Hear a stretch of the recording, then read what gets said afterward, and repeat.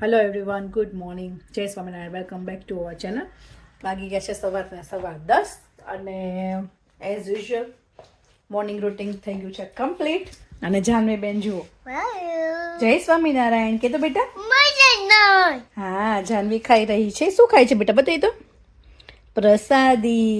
યમ યમ. પ્રસાદીમાં ઓલી રેઝિન્સ ને બદામ, સોલ્ટેડ બદામ ને સોલ્ટેડ પીનટ્સ ને બધું મિક્સ હોય ને એટલે મજા આવે. તો વિજય સત્સંગમાં ગયા હતા કાલે, તો એ ત્યાંથી પ્રસાદી લઈ આવ્યા હતા. તો અહીંયા પેકેટ પડ્યું હતું, તો મેં મારી દીકરી હમણાં પ્રસાદી ખાધી. અને હમણાં તો વેધર સારું છે એટલે રોજના રોજ કપડાનું ધોવાનું નામ તેને કામકાજ ચાલતું હોય. અને આજે હા બોલો બોલો કક્કા ભૂપી લે.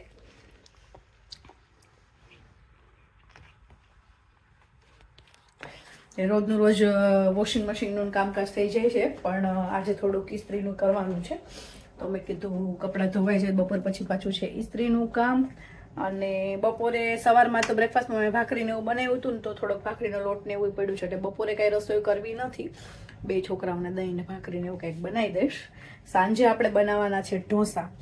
તો મેં કીધું બપોર પછી પાછું મારે આઈનિંગ પણ કરવાનું છે. છોકરા સ્કૂલેથી આવે એટલે થોડુંક હા ઊભી રહે સ્કૂલ. હા લાવ ઓપન કરી દો. લાવ સીટ નથી કરવું ત્યાં. હાલે છોકરાઓ સ્કૂલેથી આવે એટલે થોડું ઘણું એને ટાઈમ આપવો પડે. હોમવર્ક ના અંતે કરાવવાનું, થોડીક વાર રમવા જાય. તો મેં કીધું સાંજે ઢોસાને એવું બનાવવું છે ને, તો એની થોડી ઘણી પ્રિપેરેશન હમણાં જ કરી લઉં. હવે જો કોકોનટની ચટણી બનાવું કે ન બનાવું, હવે જોઈએ કેમ કરું. કારણ કે મસાલા ઢોસા કરવા છે તો બટેટાનો મસાલો ને સંભાર ને એવું બધું બનાવશું. તો મેં કીધું પોટેટોને એવું બાફી નાખું ને કુકરને એવું બધું થોડું થોડું કરી નાખું, એટલે આફ્ટરનૂનમાં છે ને થોડોક રશ ઓછો થાય. તો બસ એવી રીતે મોર્નિંગ રૂટીન થઈ ગયું છે ચાલુ. અને જુઓ વેધર તો હમણાં ચક્કાસ છે, ચક્કાસ, કાંઈ ઘટે નહીં એવું હે ને જાનુ.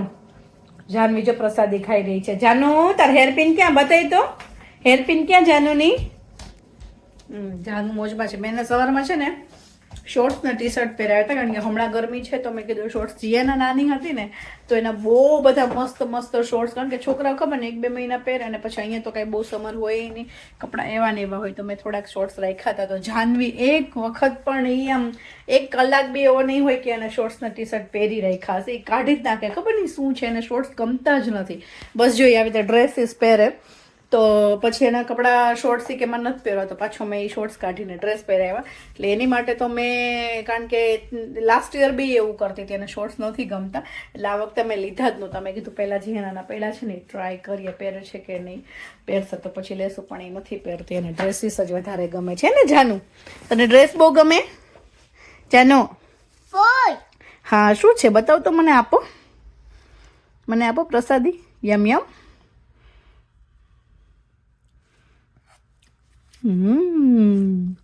ભૂપીતી જાજે. હવે જોઈએ નીચે વોક કરવા જાવું કે ન જવું, કારણ કે હમણાં થોડું ઘણું વિડીયોનું એડિટિંગ કામકાજ બાકી હતું. મેં કીધું એ પહેલાં કરી લઉં. અને પછી એવું વિચાર્યું કે હવે અત્યારે થોડીક રસોઈની તૈયારી કરવી છે, તો મેં કીધું આજ નીચે નથી જવું, કારણ કે જીયાનાને પણ સ્કૂલેથી લેવા જવાનું છે આફ્ટરનૂનમાં. બોલો શું છે? હા તો છે ને, એમાં ખાવા માંડ. એ નથી લેવું ટેબ્લેટ વગર. પ્રસાદીમાં કઈ ટેબ્લેટ ન જોઈએ, ખાઈ લ્યો. તો keep watching, keep supporting, don't forget. ઢોસાની તૈયારી કરી દીધી છે ચાલુ. અને ઢોસાની તૈયારીમાં જો અહીંયા બટેટા બફાઈ ગયા છે. પછી અહીંયા કોકોનટની ચટણી મેં પીસી લીધી છે. આમાં મેં છે ને કોકોનટ, તમે ધાણા નાખી શકો, પણ અમે ધાણા બહુ નથી ખાતા, એટલે મારે છે ને ફુદીના અને ધાણાની પેસ્ટ પડી હતી, ધાણા મરચાંની, એ મેં થોડીક 2 ચમચી જેટલી નાખી દીધી. અને લીલો લીમડો પણ તમે નાખી શકો, પણ એ પૂરો થઈ ગયો હતો એટલે આદુ મરચું ને સિમ્પલ બસ દહીં અને મીઠું નાખીને મેં આ કોકોનટ પીસી લીધું છે. અને બટેટા બફાઈ ગયા છે, એટલે અહીંયા જો તુવેરની દાળ મેં બફવા માટે મૂકી દીધી છે. અને તારે શું છે? હે 2 મિનિટ વેઇટ કરજે, આવું છું. તો જો મારે અહીંયા ચટણી વઘારવી છે, તો એનું તેલ ગરમ થઈ ગયું છે. તેમાં મેં નાખી દીધી છે ચણાની દાળ. 1 મિનિટ. આમાં તમે અડદની દાળ પણ નાખી શકો, પણ અડદની દાળ છે નહીં હાજરમાં, એટલે મેં ખાલી ચણાની દાળ નાખી દીધી છે. અને રાઈના દાણા, મરચાં,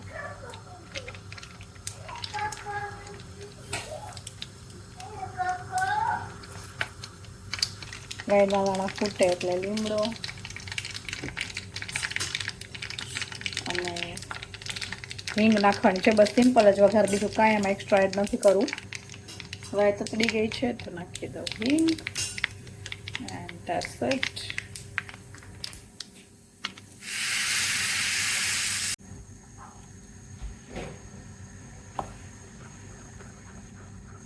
થઈ ગયા છે 3:45 અને હું જીયાના સ્કૂલેથી લઈ આવી. અને આ જો નોટંકી જગતો વીજ ચાલુ થઈ ગયો છે, જગતો વીજ ચાલુ થઈ ગયો છે. જીયાના જે ઓલરેડી એનું લંચ કરી લીધું છે અને હવે થોડીક વાર બંને જણા પ્લે કરશે અને મેં કીધું છે ને ઢોસાની તૈયારી કરતી થાવ. તો મેં સંભારના વઘાર માટે વેજીટેબલ્સ ને બધું કટ કરી લીધું છે. તો જો હું તમને આજે બતાવું, અહીંયા છે ટમેટા, ગાજર, સરગવો, પછી બટેટું છે, વટાણા, લીંબુ, આદુ અને મરચી એટલું છે ને. અહીંયા દાળ જો મેં પીસી લીધી છે, બોઇલ કરીને તેલ મૂકી દીધું છે અને બટેટાનો મસાલો કરવાનો છે. તો બટેટા મારા બફાઈ ગયા છે. તો હમણાં મેં કીધું પહેલાં સંભારનું કામ એક પતાવી લઉં, પછી બટેટાનો મસાલો વઘાર નાખું, એટલે એ બે કામ એક મેઇન થઈ જાય ને.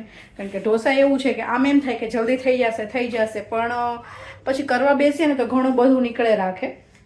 તો મેં કીધું પહેલાં હું આ એક કામ પતાવી લઉં તો તમારી સાથે શેર કરું. મેં કીધું તેલ આવી જાય પછી વઘાર કરીને બતાવું. તો જો તેલ આવી ગયું છે, પહેલાં લઈ લઈશું રાઈ,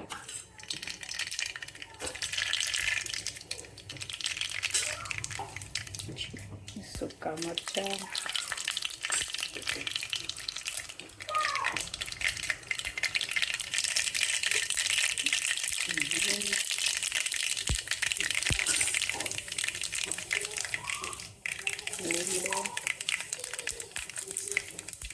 અને આદુ મરચાં.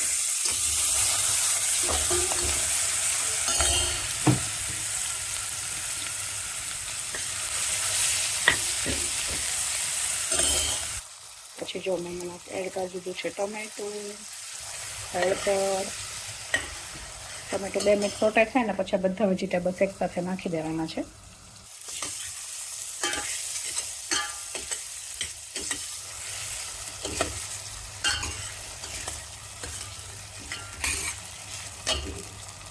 પછી જો આ છે ખજૂર આંબલીની ચટણી,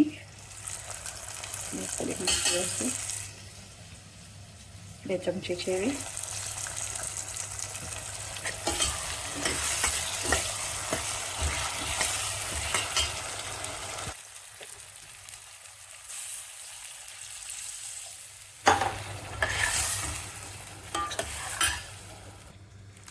પછી જો આ છે સંભાર મસાલો, થોડો.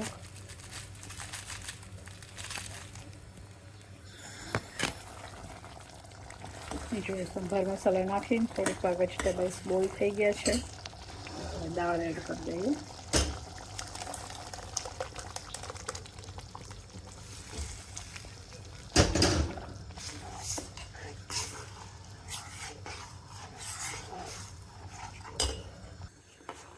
જો એમ સંભાર મસાલો મેં હજી થોડોક વધારે એડ કરી દીધો છે. અને અહીંયા છે ને કુકરમાં થોડીક દાળ રાખી પછી આમાંથી જે વઘાર કરેલી દાળ હતી ને એમાં મોળી દાળ રાખીને થોડીક આમાંથી એમાં એડ કરી દીધી છે. એટલે એકદમ માઇલ્ડ મસાલા સાથે તમે બાળકો માટે અલગ કાઢી શકો. અને હવે બસ જો સંભારને સારી રીતે ઉકળવા દેવાનો છે. તો મેઇન ટાઈમ હું આ બટેટાને સમારી અને વઘાર માટે રેડી કરી લઉં. તો જો બટેટાનો મસાલો વઘારી લઈએ. રાઈ, અડદના દાણા સારા લાગે પણ અડદ છે નહીં અત્યારે. અડદની દાળ, લીમડો, રાઈ પતરી જાય એટલે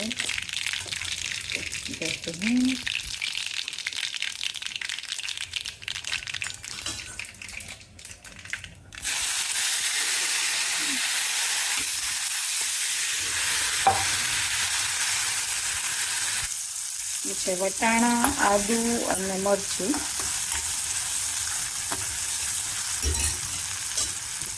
હળદર. બસ આ છે ને બહુ સિમ્પલ જ હોય. પછી હળદર, મીઠું ને લીંબુ, થોડીક પિંચ ઓફ સુગર નાખવાની કારણ કે બટેટું છે એટલે. ના નાખો તો પણ ચાલે.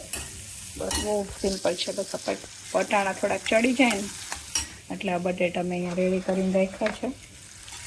એડ કરી દઈશું. સંભારે અડધો ચડી ગયો છે. બાળકો માટે, છોકરા માટે મોડો અલગથી નાખ્યો છે. જો વાગી ગયા છે 6:30 અને ઢોસાની બધી મેં તૈયારી ઓલરેડી કરી લીધી છે. ઢોસા મેં ખબર ને આપણે ઢોસા બનાવતા હોય એટલે 1-2 ઢોસા તો બગડે જ, એટલે મેં કીધું થોડાક વહેલા જ આદરી દઉં, કારણ કે જીયાના ને જાનવીને તે આજે ક્યારના ખાવું કરતા હતા, તો મેં કીધું થોડુંક વહેલું જ કામકાજ ચાલુ કરી દઉં, એટલે 1-2 ઢોસા જો આવી રીતે થોડાક ઓલા થયા. પછી ફાઇનલી સરખા પરવા માંડ્યા છે. તો જો ઠાકોરજીને થાળ થઈ ગયો છે રેડી, અને જાનવી બેનને પણ જમાઈ ગયું છે અડધું પોણું. અને અહીંયા જો વાટકી વ્યવહાર માટે મેં કરી લીધું છે રેડી. અને આ કોણ આવ્યું? ભૂત ઢોસા ખવાયું? હા તો હવે હનુમાન દાદાનો થાળ બાકી છે, તમે કરી લ્યો. એટલે અને જાનવીને થોડુંક 2-3 આટલું જ રહ્યું છે, તો એને જમાડી લો ને પછી આપણે બેસીએ. એટલે ઊભી પણ એટલે હવે એને ભૂખ લાગી હતી એટલે એને જમી લીધું છે, તો થોડુંક બાકી છે ને, તો એને પૂરું કરાવીને પછી જ આપણે બેસીએ. બરાબર? તો ચાલો, ઢોસાનું કામકાજ હજી ચાલુ કરવાનું છે, એટલે 1-8 કલાક હાલશે.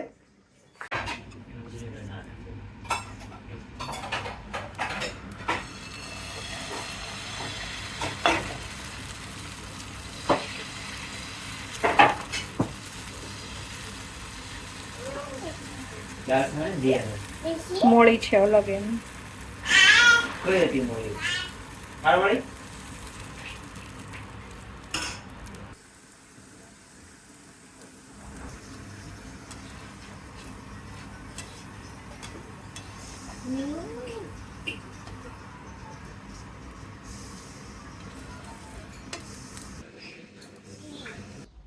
એને જો જીયાના હાર બનાવી રહી છે ફ્લાવર્સમાંથી. જીવ કરે એટલે જાનુને કરવું પડે. મોઢામાં નથી નાખવાનું, આપણે કરીએ ને એવું કરવું હોય. મોઢામાં નથી નાખવાનું, ફ્લાવર નાખે એમ. આલે આમ જો, આ છે ને સોયમાં નાખવાનું.